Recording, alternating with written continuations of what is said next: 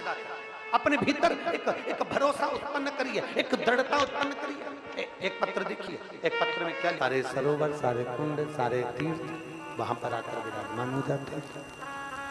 सारे तीर्थ, सारे सरोवर, सारे कुंड हुआ, माता सती प्रकट हुई, माता सती का प्राकट्य हुआ, सारे तीर्थ, सारी नदियां, सारे सरोवर, सारे कुंड, सारे देवता माता सती के यहाँ पर पहुंचे। पार्वती जी का जन्म हुआ, सारे देवता, सारे तीर्थ, सारे देवता, सारे कुंड, सब माता पार्वती, माता पार्वती जी के यहाँ पहुंचे। अब विचार करिए, मैनावती के दिल में, मैनावती के हृदय में, मैनावती के मन में एक भाव उत्पन्न हो गया, मैनावती के हृदय में एक भाव उत्पन्न हुआ। मैनावती ने विचार किया कि ये एक बात हमें बताओ, हिमालय राज से पूछा कि ये बताओ कि समझ में नहीं आया, इन देवताओं को निमंत्रण किसने दिया?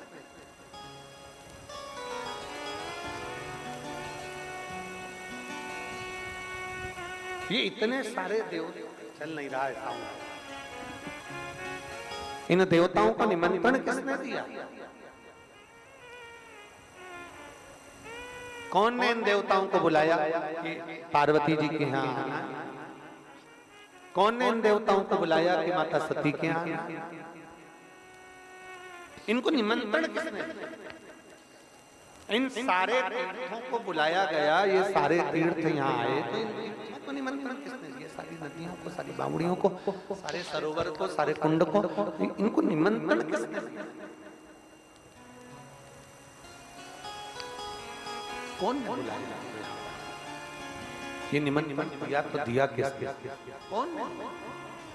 शिव महापुराण कहती है, हिमालय राज ने कहा कि हो सकता है कि देवऋषि नारद ने इन सारे देवताओं को निमंत्रण दे दिया हो। देवऋषि नारद ने निमंत्रण दिया, देवऋषि नारद जी को बुलाया। देवऋषि नारद पधारे,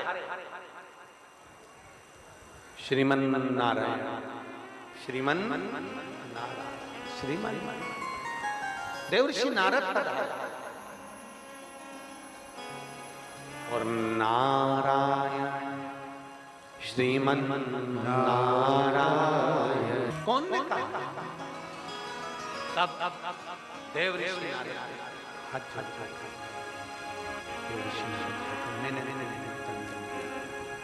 देवऋषि नारद है, मैंने कोई निमंत्रण, मैंने कोई निमंत्रण नहीं दिया, मैंने कोई निमंत्रण दिया। मैं आपको ब्रह्मदेव के पास में लेकर चलता हूं हिमालय।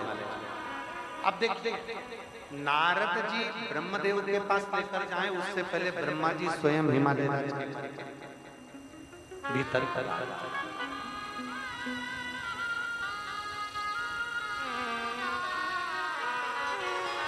स्वयं ब्रह्मा जी, स्वयं ब्रह्मा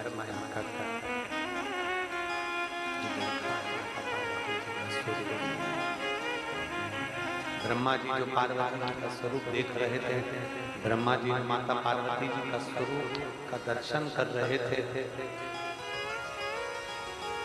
सारे देवता देखकर आश्चर्य कर रहे।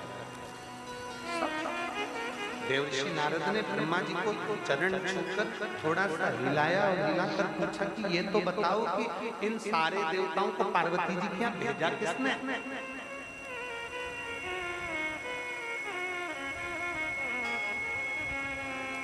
ये सारे तीर्थ, सारे सरोवर, सारे कुंड पार्वती जी के यहाँ आए कैसे? ब्रह्मा जी ने बहुत सुंदर बात कही। ब्रह्मा जी का वो सुंदर, ब्रह्मा जी का वो सुंदर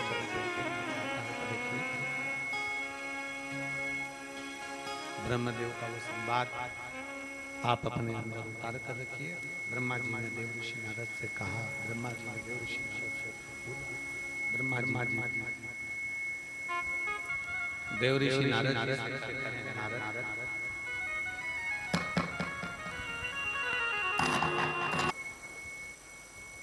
दिया? कौन ने बुला लिया यहाँ पर? कौन? शंभु शंभु शंभु शरणे पड़ी मांग घड़ी रे घड़ी दुख काटो दया करीन दर्शन ओ शंभु शरणे पड़ी। माता पार्वती जी का विवाह किया गया था, माता सती का विवाह किया गया था। बहुत सुंदर प्रसंग में अपने जीवन में उतारिएगा।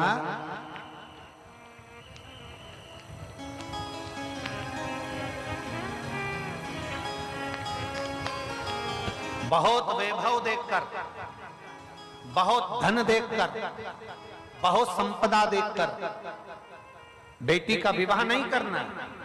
शिव महापुराण की कथा कहती है बेटी का विवाह ऐसी जगह करना जहां तुम्हारी बेटी का सम्मान हो, आदर हो, सत्कार हो और तुम्हारी बेटी भले तो रोटी खाए पर घर में उसकी इज्जत हो और वो सुखी रह सके। बेटी की इज्जत हो, सम्मान हो, आदर हो, सत्कार हो, ऐसी जगह बेटी का विवाह ना करा जाए जहां बेटी दुखी रहे। धन देख लिया, बहुत सारा पंप देख लिया, बहुत सारा बंगला देख लिया, बहुत सारी गाड़ी देख ली, बहुत सारा वैभव देख लिया और मालूम पड़े बेटी के जीवन में दुख भारी पड़ जाए, क्या मतलब? प्रयास करो बेटी संस्कारवान को दी जाए, बेटी को संस्कारवान को प्रदान किया जाए, ये प्रयास किया जाए। कोई ऐसा नशा करने वाला, जुआ खेलने वाला, कोई व्यसन में डूबने वाला ना हो जिसके साथ में बेटी का विवाह हो जाए और बेटी को जिंदगी भर रोना पड़े।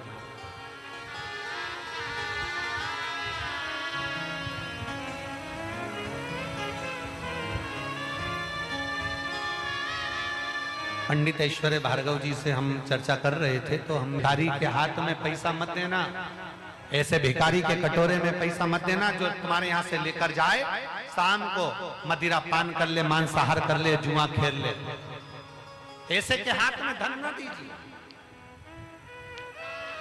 गाय गलत के हाथ में चली जाती है तो गौ माता रोते रोते बद्दुआ देती है, लक्ष्मी गलत के हाथ में चली जाती है तो रोते रोते बद्दुआ देती है, और बेटी जिसकी शादी हम कर रहे हैं किसी गलत के हाथ में अगर कन्यादान हो जाता है तो वो बेटी रोती है तो बाप को भी रोना पड़ता है। इसलिए 3 सोच समझ कर देने का प्रयास, 3 सोच समझ कर। और मेरा बेटियों से भी निवेदन है,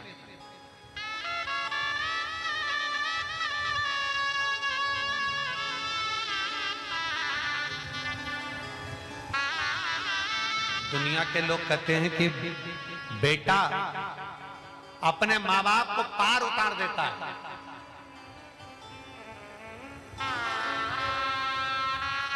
दुनिया के लोग कहते हैं बेटा अपने माँ बाप को पार उतार देता है। शिव महापुराण की कथा कहती है भगवान शंकर की 6 लड़कियां, 5 जया, विषहरा, शामली बारी, दौतली, देव और एक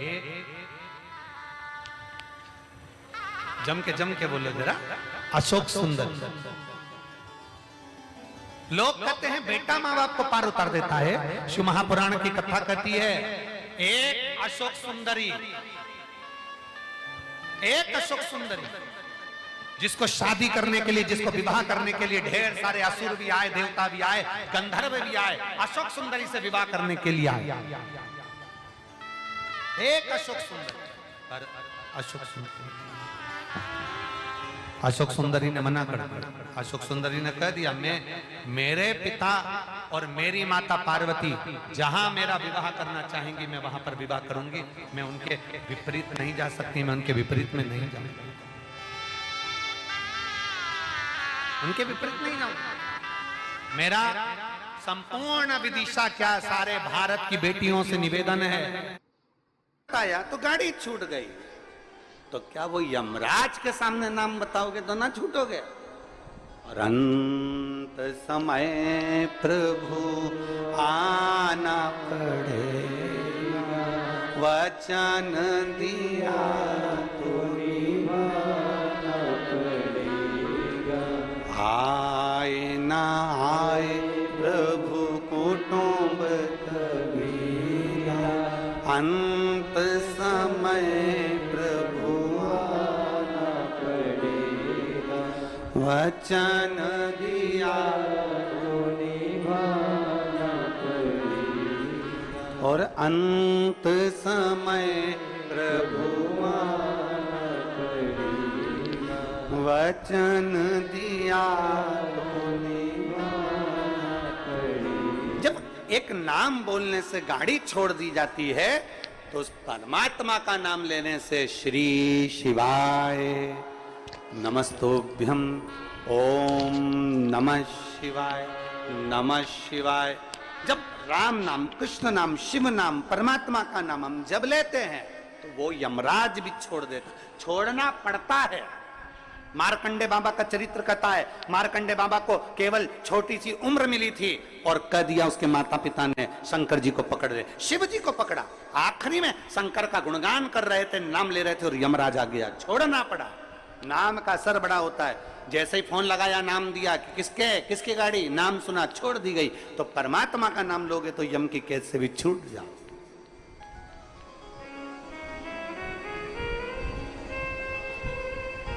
बस नाम की मूलता को पहचान।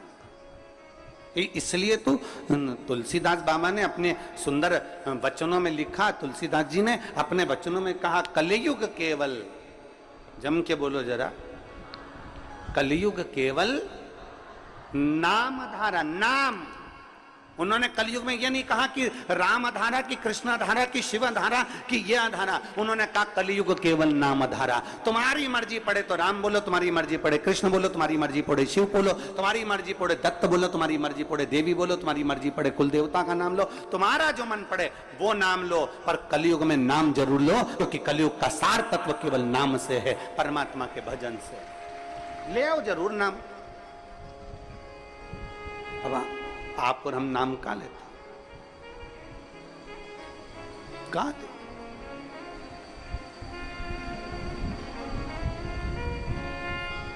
एक पत्र है, आपकी अर्धांगिनी माता पार्वती जी करें, आपकी अर्धांगिनी विवाह कर कर आई, नंदी पर चढ़ाट छोड़कर, हिमालय राज का पूरा वैभव छोड़कर, हिमालय राज का पूरा ठाट छोड़कर, हिमालय राज के घर की पूरी पूंजी छोड़कर, हिमालय राज के घर का पूरा वैभव छोड़कर, ये बेटी हिमालय राज की आपके साथ में विवाह कर कर यहाँ आई।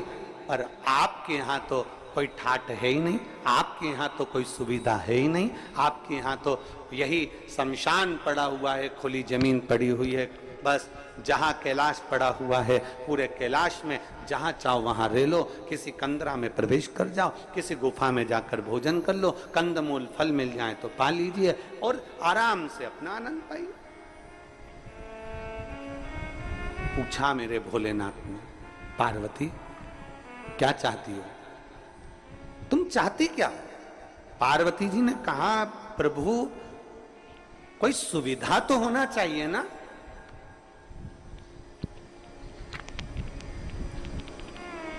तुम सारे तीर्थ में जाओ, वहां पर बहुत सुविधा देखना, सारे तीर्थों में बहुत सुविधा देखना। एसी का रूम मिल जाए, अच्छा पलंग मिल जाए, अच्छी गादी मिल जाए, अच्छा कमरा मिल जाए, अच्छी व्यवस्था मिल जाए, अच्छा भोजन मिल जाए, अच्छे से अच्छा सामान मिल जाए। हम जब मंदिर में दर्शन करने जाएं तो हमारा वीआईपी दर्शन हो जाए। हम जब पहुँचें तो मंदिरों में हमारा ये आनंदमय कोई आए और हमारा हाथ पकड़कर हमको दर्शन कराए। सब मंदिरों में तुम्हारे लिए वीआईपी व्यवस्था हो सकती है, सारे तीर्थों में तुम्हारे लिए वीआईपी व्यवस्था हो सकती है, सारी सुविधा तुम्हें वहां मिल सकती है। पर कुबेरेश्वर धाम जब भी आना तो ये मत सोच कर आना कि यहाँ सारी सुविधा मिलेगी, क्योंकि जहां सुविधा होती है वहीं दुविधा होती है। यहाँ सुविधा है जैसी वैसे प्राप्त हो जाती है। अधिक सुविधा में दुविधा होती है। यहां तो भोजन भी आपको बनाना है और खाना भी, अरे बोलो तो जम के, आपको ही है। कद्दू भी आपको ही काटना है और बनाना भी आपको ही है, रोटी भी आपको सेकना है और खाना भी आपको ही है, खिचड़ी भी आपको बनाना है, चावल बीनना भी आपको ही है, सब्जी काटना भी आपको ही है। और अंदर यही होता है, आप में से कई माताएं, कई भाई, कई बहन, कई बेटियां, कई बेटे आते हैं, सेवा करते हैं और कद्दू काट रहे हैं, सब्जी काट रहे हैं, कहीं रोटियां बना रहे हैं, कहीं कोई सेवा कर रहा है, कोई झाड़ू लगा रहा है, कोई मालूम पड़े नुक्ती तल रहा है, कोई मिक्सचर तल रहा है। हमारी भोजनशाला में एक भी हलवाई नहीं है, हमारी भोजनशाला में केवल आप आते हो, भोजन बनाते हो और चले जाते। जितने हो आप आते हो, भोजन बनाते हो, चले जाते। आप में से कोई बाहर से आता है, वो कह देता है कि हाँ हम भोजन बनाना जानते हैं, उनको बिठा देते हैं कि तुम नुक्ती तल लो। आप में से कोई आके कहता है हाँ हम तलना जानते, तो उसको मिक्सचर बनाने बिठा देते हैं।